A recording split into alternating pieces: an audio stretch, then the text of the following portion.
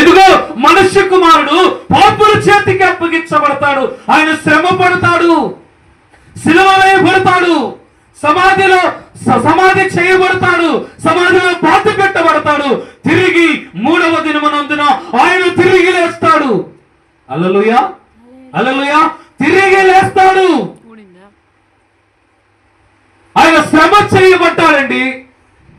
ఆయన శ్రమల ముందు మన శ్రమలు ఎన్నదగినవి కావు. ఆయన పడిన ఆ శిలువ శ్రమ ముందు, ఆయన పడిన ఆ భారమైన కఠోరమైన శిలువ శ్రమ యందు మనము దేనికి పనికిరాని వారం. చాలా మంది అంటారు, నేను పడే కష్టాలు మీకు తెలుసా, నా బాధ ఏంటో మీకు తెలుసా, నా శ్రమ ఏంటో మీకు తెలుసా, నా కష్టం ఏంటో నీకు తెలుసా? ఏంటి నీ కష్టం, ఏంటి నీ బాధ, ఏంటి నీ శ్రమ?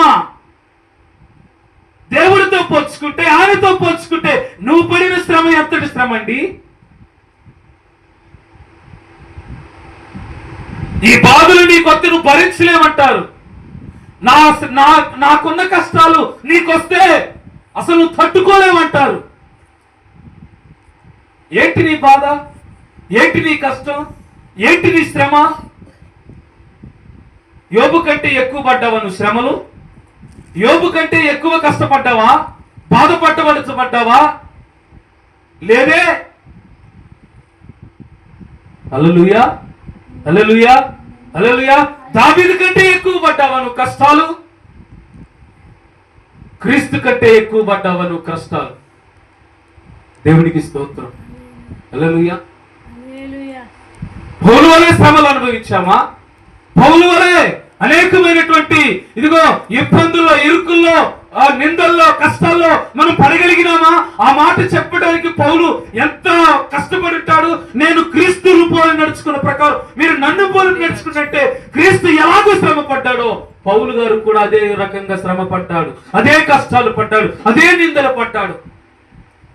ఏంటండి మన పడే కష్టాలు ఇవి ఎన్నదగినవి కావు.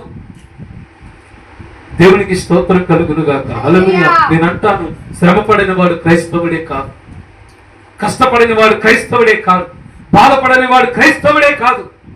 దేవుడే చెప్పాడు కదా, ఇదిగో నా నిమిత్తం అనేకులు మిమ్మల్ని నిందిస్తారు, నా పేరిట అనేక మిమ్మల్ని కష్టాలు పాలు చేస్తారు,